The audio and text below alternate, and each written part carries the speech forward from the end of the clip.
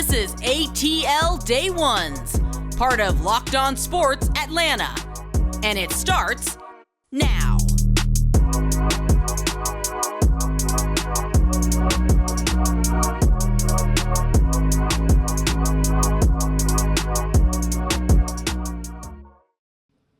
Welcome into ATL Day Ones with Jarvis and Tenitra. We want to just say thank you for making us your first listen of the day. And remember, we are free and available on all podcast.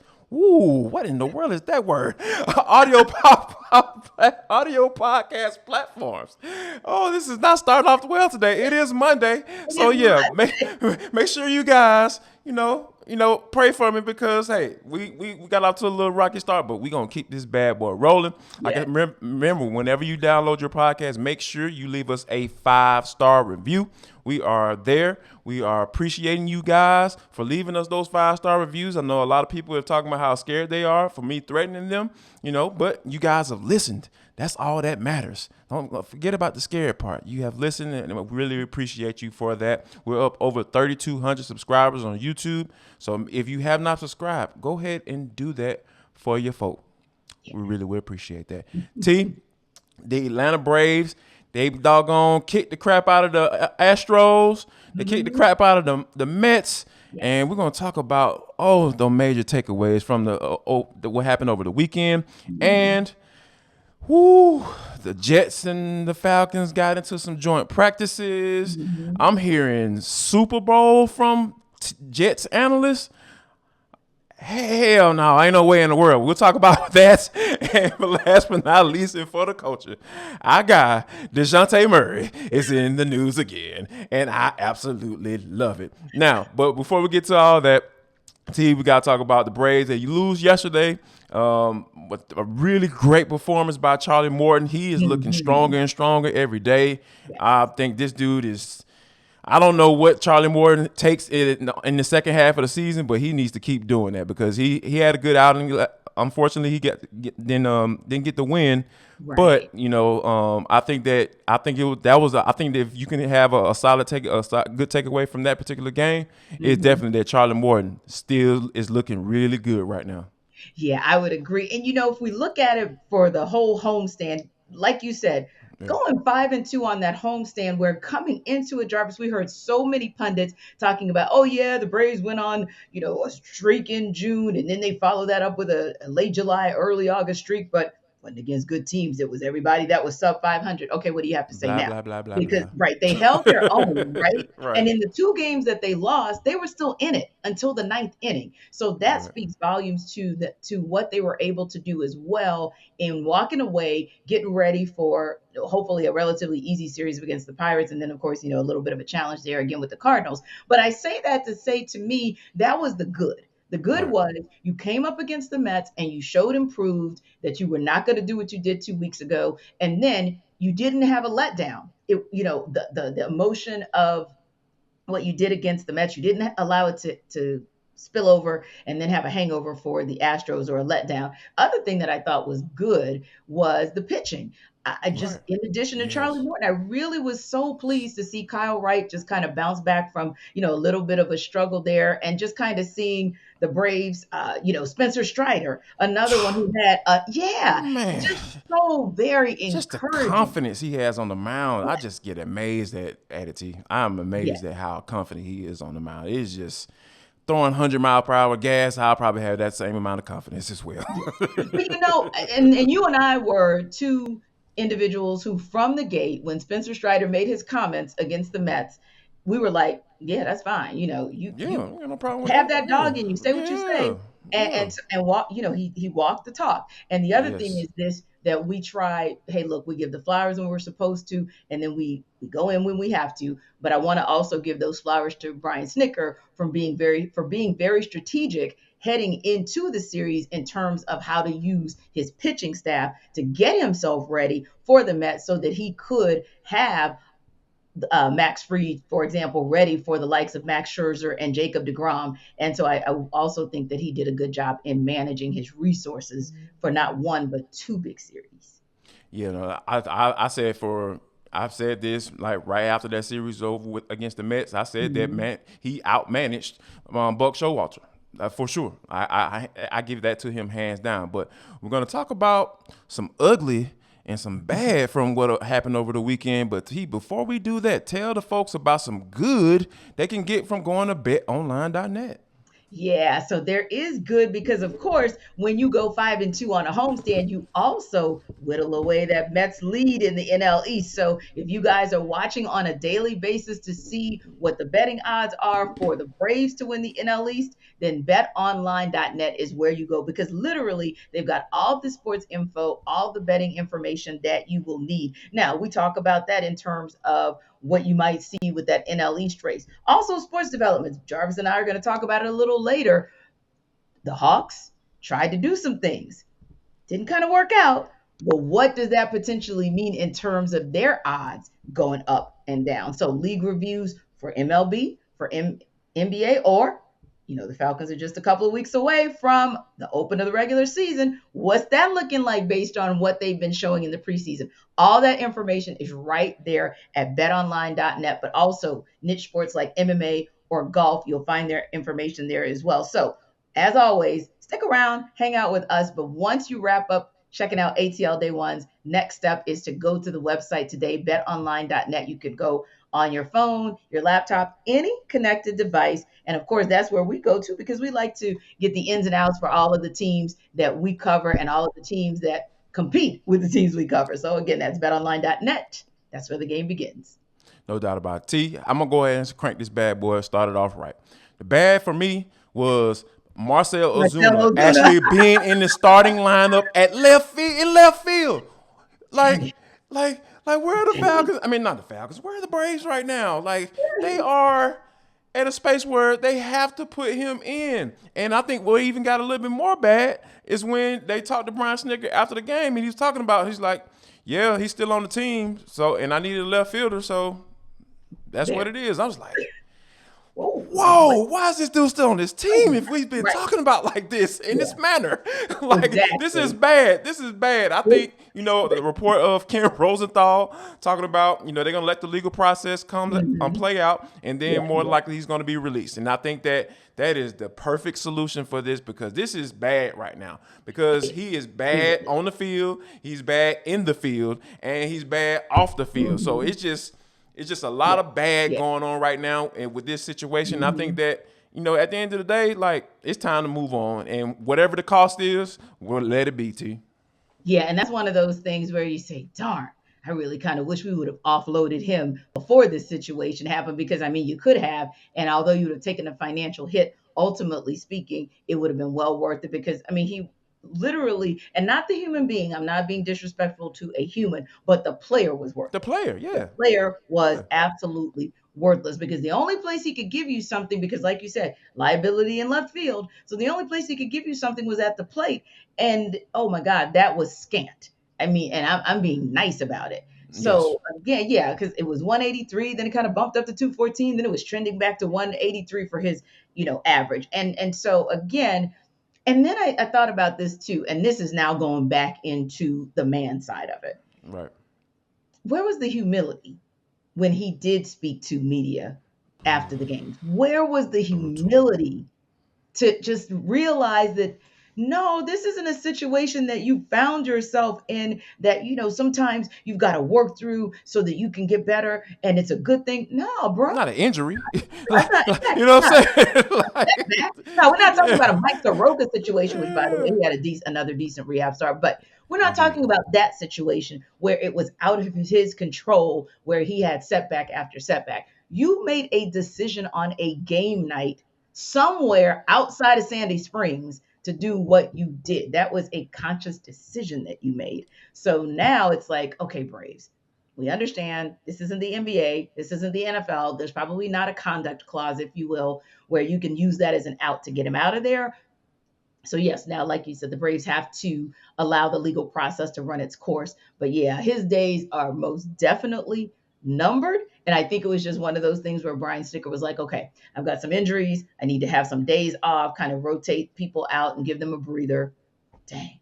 Well, he is still on the roster. And he is like look, exactly, and that's exactly how he probably looked when he was writing his name, and he was like, God, dang, boy, gotta put this motherfucker in. So I think that's definitely the bad situation. But I think the ugly it had to be him going to the plate, booing him going up to the plate, and booing him for after striking out. I was just like, man, it can't get no worse than this. I think this is the bottom, right? Like, not only are you not doing what you're supposed to do off the field, you get on the field and continue to doing what you weren't doing before. You didn't do what you were supposed to do off the field. So it's just a situation that I think that Snicker is praying that Eddie Rosario's hamstring doesn't tighten up on him anymore. And Mr. Grossman, or Nasty Man, like how I used to refer to him as, is going to be ready to roll for the rest of the season, because this is something that they need to move, and it needs to move, T.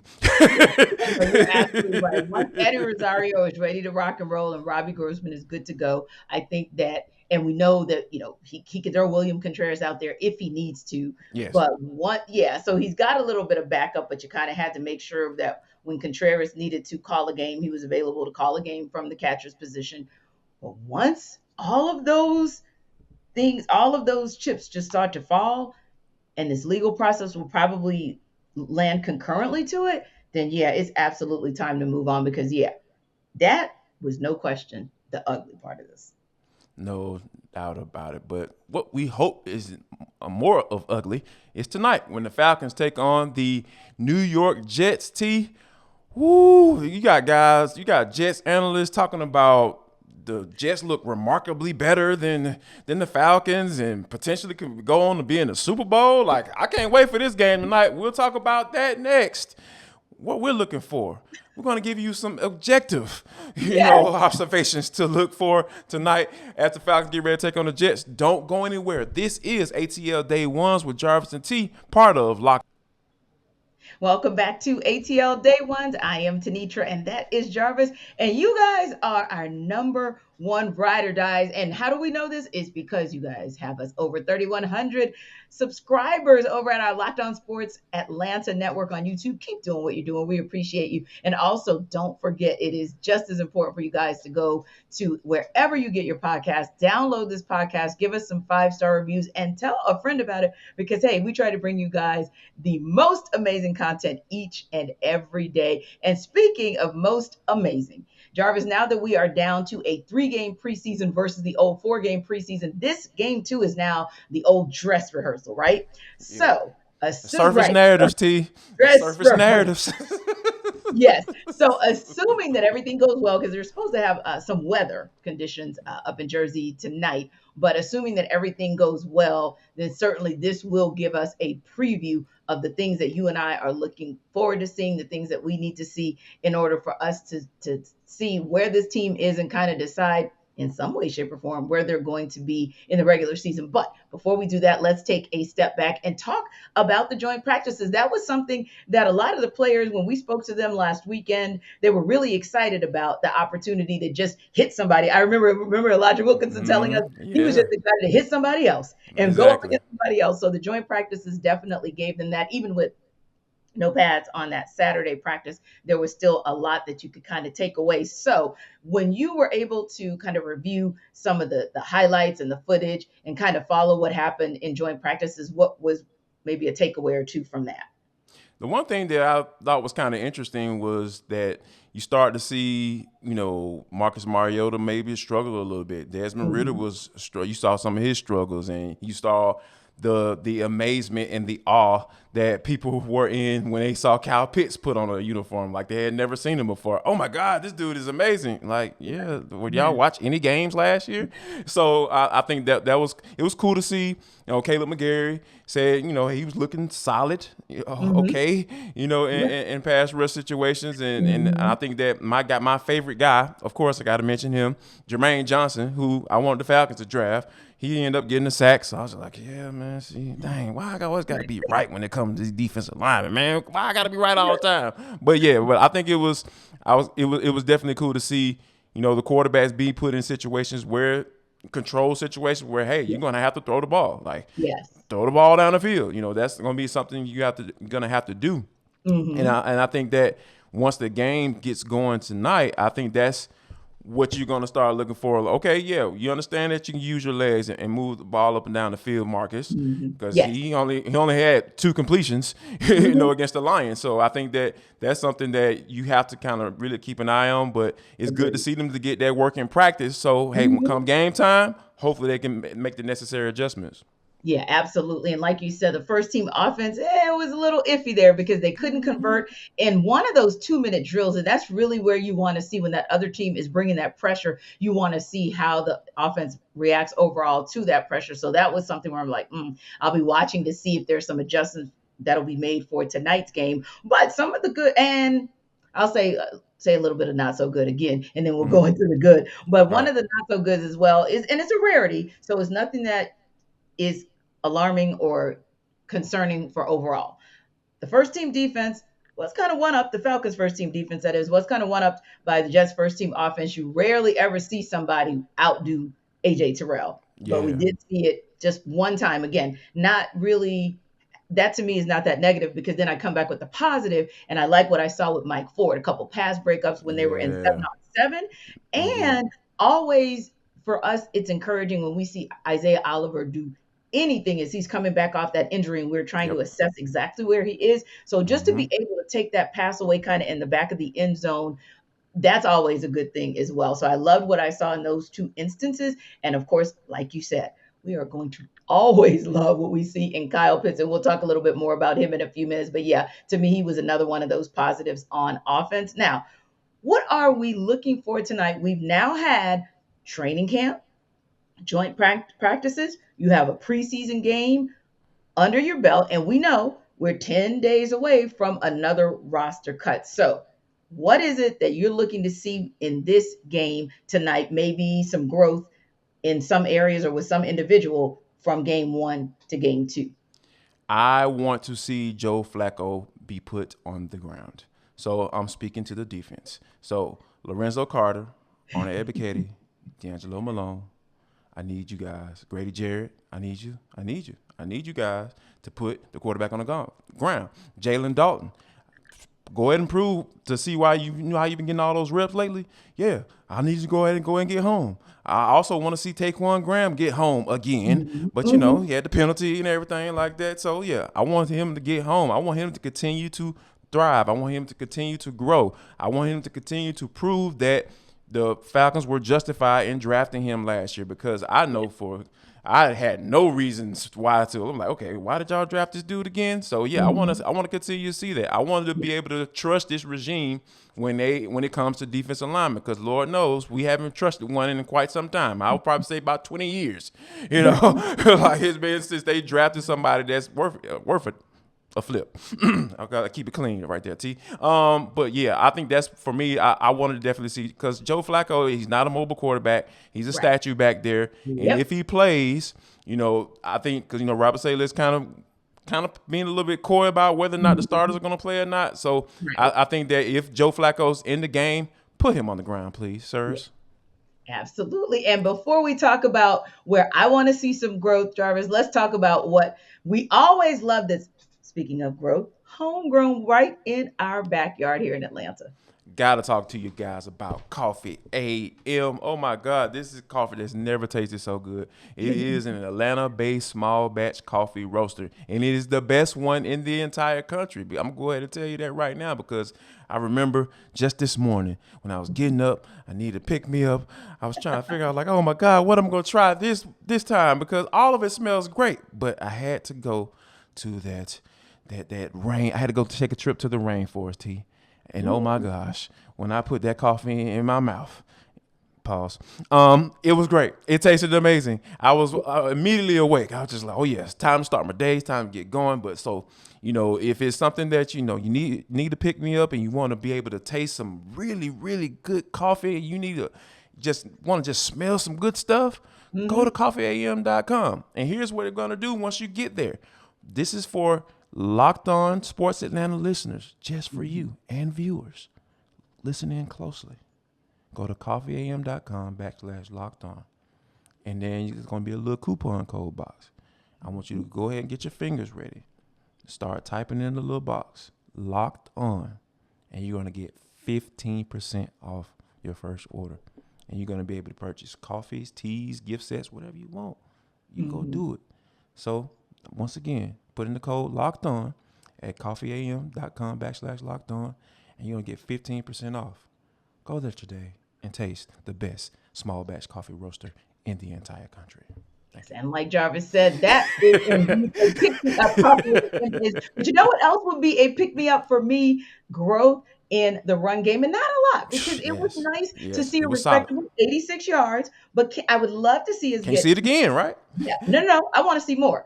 Growth is give me 14 plus yards. Give me to 100. Okay. And now we're starting to talk about something, because if the run game can even uptick that 14 plus yards, then we're talking about two things. We're talking about the fact that we're probably seeing more than just Cordero Patterson do his thing, but we're seeing some of those other backs giving us something that we need to see to know whether there's just quantity in that running back room or if there's quality as well. And that also means we're getting what we need up front from that O-line. So I'm really looking to see what we're going to get out of the run game. But also, I want to see if we're progressing and doing it when it matters, Jarvis. So not just on a first or second down. Show me some third down conversions, or if you get to a fourth and short. Third and shorts, yeah. Exactly. And if you happen to get to a fourth and short run game, I need you to convert. I need you to convert, and I need you especially to convert in the red zone. That is still something that we're looking to see this season and in the preseason, because that's going to kind of indicate for us whether or not you can, especially once you get in that low red zone, if you can actually convert that into 7 points. The other thing is this: we talk a lot about, obviously, wide receiver 1, wide receiver 2, tight end 1, if you will. But I mentioned this last week, and I'm going to mention it again. I'm looking to see what it's going to look like down the depth chart. And Geronimo Allison is one of those people, one of those wide receivers who is truly on the bubble. And that takes nothing away from Bird or any of the other ones, Auden Tate, who might need to show improve as well. But I believe this is a game where Geronimo Allison, you're going to have to do something in order for you to make that roster when it gets cut down to 80. And finally, it's interesting because we noticed at last week's practice at the Benz that Dean Pease was putting his DBs in some different looks, right? And so especially those nickel guys, kind of moving them around. I just want to kind of see how that works out tonight. So I'll just kind of have my eyes on the secondary as well, just to see if they're moved around. Now, that being said, and I'm going to give us a little time ticker, because you and I can go about the Falcons. Yes. So one question, one answer. What's most important for you to see on offense or defense? You can only pick one side of the ball, and you can only pick either one individual on that side of the ball or one unit on that side of the ball. What's most important for you to see tonight? I want to see what's going on with Jalen Hawkins. Because, we've been kind of questioning, like, are you at practice? Where you were at practice? You started off at practice, and then you disappeared. Then you come back, and it was like, now Dean Marlowe has been rotating in the starting position. So I want Hawk to go ahead and prove, like, hey, man, you're supposed to be the guy this year. Get whatever the reason is. Like, I haven't done my research yet. I'm still working on trying to figure out what's going on with him. Haven't quite figured it out just yet. But I want to see Jalen Hawkins get a pick. I want to see a pick tonight against the New York Jets. That's where I'm going with it. Yeah, and I'm going to go with unit execution on offense. O-line, own the line of scrimmage. Now, Jets coach Robert Saleh called Kyle Pitts. I thought this was hilarious, so we got to get it in really, really quickly, because you and I are like, y'all didn't know. But anyway, he calls Kyle Pitts, quote, create a player. So Saleh said he is a creative player on Madden. That's exactly what you would look like. He's going to be a dynamic football player for a long time. Anytime you get a chance to see just different avatars, well, they're just different. When you get a chance to go up against those guys, looks different, feels different, elevates, teaches you a few things. Well, Pitts was ranked number 91 on the NFL 100. They called him a unicorn. So now it's creative player on Madden, unicorn for the top 100. Has Pitts finally put this league on notice? I think so, because like what, the second tight end in history to catch for 1,000 yards, like that's like that doesn't happen. And as many great tight ends that have come down in the history of the league, especially in the last 25 years, that's saying something. Like you gotta respect that. So I think that, and then when you add to the part of what we talked about on this show as well, how he wants to be a good blocker, he wants to add that to his repertoire, and his defensive coordinator is starting to see some of that improvement already. You talking about dangerous. Yes. Dangerous. When you talking about him coming in the game in the red zone and the playbook is wide open, Arthur Smith can call whatever play that he wants. Man, y'all better watch out. The leagues already should be on notice like they are, but you talking about some worldly beating type stuff going down this year if Kyle Pitts is able to sustain that growth on there and even get a little bit better. Oh my God, it's gonna be something else to watch. Indeed, indeed. And KP's also adding to his arsenal, just improving his route running. So putting all of that together, cannot wait. We already knew it, but it seems like the league is on notice as well. And you know what? In For the Culture, we'll be talking about one of our Hawks players that continues to put a newbie on notice. He keeps telling you, not today. We'll talk about it in For. Final segment of ATL Day Ones with Jarvis and Tenitra. We want to say thank you for making us your first listen of the day. And we also want to say thank you for downloading our podcast, because we know you can get it wherever you download yours, whether it be Spotify, Apple, Core Media, whatever. Whatever. Wherever you download your podcast, we are there for you. And when you're there, make sure you leave us a 5-star review. We really appreciate that in advance. Now, T, this is For the Culture, is the intersection between sports, entertainment, and the culture, and sometimes it's whatever the hell we want to talk about. That's how we get down. Now, we all know about what was going down with Dejounte Murray when he was brought onto the team. He was traded for a few first-round picks, for 3 first-round picks, and the Atlanta Hawks were able to do their thing. Travis Schlenk is working these phones and trying to, make the Hawks be an East contender, a contender in the Eastern Conference, excuse me. So I think that when we got this word of the package that was put together to try to trade for Kevin Durant, I don't think we were too shocked, T. Not this show. They said that they offered a first-round pick because they didn't have that many left because they traded on for Dejounte. 1 first-round pick, John Collins, and DeAndre Hunter for Kevin Durant, and the Nets probably they respectfully declined. And I think that given what we know that the Brooklyn Nets want in return for that, we kind of understand and we get it. So yeah, I think that's kind of interesting. Anything else as far as they may have moved you a little bit from this deal, or it's kind of just like, all right, let's move on.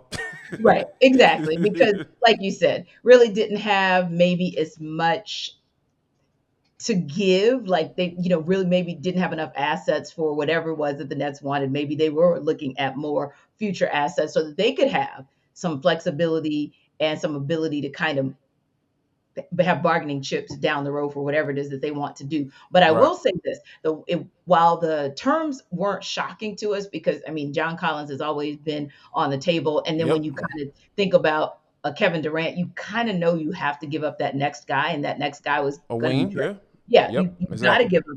And you also think about it from the perspective of this, which is the one thing I do like about the deal. And that is anything that shows us that the Hawks are willing to just throw their hats in the ring should be encouraging to everybody, because that's the kind of thing that we're always complimenting Alex Anthopoulos on. Right. We may have dodged a bullet in the Falcons going after Deshaun Watson, and you may not have liked how it went down because it kind of expedited Matt Ryan's departure. Indeed. But look at it from this perspective, the aggressiveness that you saw in Terry Fontenot and Arthur Smith in year 2, that should encourage you that they're not afraid to throw their hats in the ring for some big fish as well. Again, not talking about it from the Deshaun Watson perspective, just talking about it from the perspective of that is what you want to see out of your GM, some wheeling and dealing. So yeah, I like the fact that Landry Fields and company at least tried to put forth an offer to get Kevin Durant. Was it a long shot? Absolutely. But if you're a Hawks fan, you should be very, very encouraged that this team was going after a big fish like that, because it's probably what they're going to do in the future. And one more thing, who knows what's going to happen with Kevin Durant? There's a good chance he is a net to begin the season. But let's see what happens midway through the season when maybe some teams are a little bit more amenable to being a part of a 3-team trade, and maybe the Nets are a little bit more amenable about their asking price. But again, like the fact the Hawks tried it. No doubt. I love the fact that Travis Schlenk is thinking like this, like because Alex Anthopoulos is the best general manager in Atlanta. Like that's the only way you're going to try to unseat him from that is forward thinking and being aggressive and trying to do everything in your power to compete and not worry about feelings because feelings at the end of the day, winning secures all. we know that for a fact. Now, as far as another guy who I feel is winning is Dejounte Murray because we all know how much we love. I know for me, I love the petty. I exemplify the petty sometimes, and I think that, and I laud the petty when it comes. But I think in this particular situation with he and Paolo Banchero, and there was a Paolo Banchero versus Dejounte Murray part 2 in the crossover league. And, obviously it was headlined by LeBron James and Jason Tatum. They made their debut in the league as well. And I think that there was a play where Paolo and Dejounte were going up against each other. Paolo fell to the ground and Dejounte Murray helped him up. And they kind of embraced and like, all right, cool.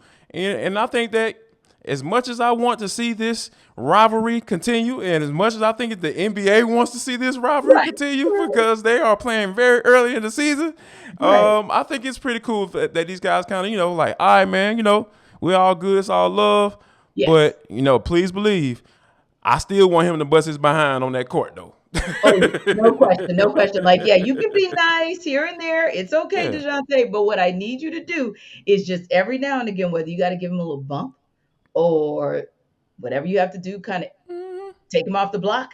I don't really care. Just let him know that, I'm going to treat you right until it's time, until it's game time. Now, come October 21st, all eyes are going to be on State Farm Arena to see what it's looking like with Dejounte and Paolo, because that is the first time. That's actually the second game of the regular season that the Hawks will take on the Magic. So it'll be interesting to see. But I think, too, good to see that Dejounte is still a good sportsman. Right. But I also liked what we saw the first time when he told him, don't play with me, because we are always talking about our teams locally needing that dog. Yes. And that's the kind of thing that shows me, you got a little edge. Oh, okay.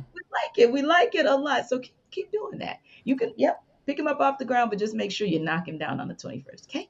And don't think for a second that Travis Schlenk, that's why he went after him, because we know, like, when the Hawks faced off against those teams that, meaning the teams like the Miami Heat, who has dogs like all up and down the roster, like guys who just don't give a crap about life, and they'll put these hands on you if need be, like Jimmy Butler, and Udonis Haslem, who is just a hired goon who just sits on the bench and doesn't play, so he's ready, itching, or even or PJ Tucker, what I'm saying? Like, he's just, a lot of the dudes just don't care about life. Like, if you try it, they're gonna run up on you. So, and I think that, the Hawks need that. There are a lot of nice guys on the Hawks roster, and there's nothing wrong with that. Don't get me wrong.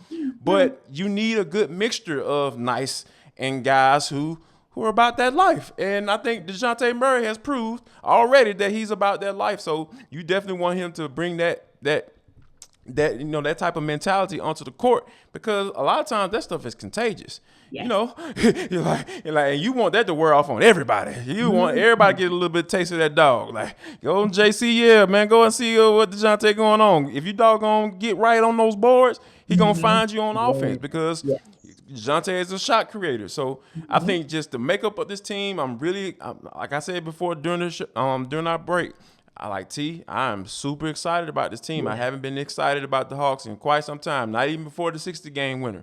I am excited about what the Hawks got going on, and I think Travis Schlenk is riding that ship along with Landry Fields. Yes, absolutely excited about everything that we're going to see with the Hawks this season. And you know what? We are excited about the possibility of telling you that the Braves are starting their 6-game road trip with a dub. Jake Odorizzi on the mound tonight, so hopefully he will have a decent game. And get the necessary support from his bullpen because, of course, we know Charlie Martin was stellar last night, but unfortunately, Morton did not get what he needed from the bullpen. Hopefully, they'll turn that around tonight and also get the run support that we actually saw a good bit of in that homestand. And of course, you already know, Jarvis and I will be here to break down all the ins and outs of Falcons, Jets, and anything else that goes on in the world of sports right here in Atlanta. So again, always check us out first and foremost. We appreciate that. But make your next stop hitting hard with John Chuckery because that's always a good look as well. Thanks again, you guys, for watching us on YouTube. But don't forget to go wherever you download your podcasts, Spotify or wherever, and listen in. Have a wonderful rest of your day. We'll see you tomorrow. Y'all come back now, you hear?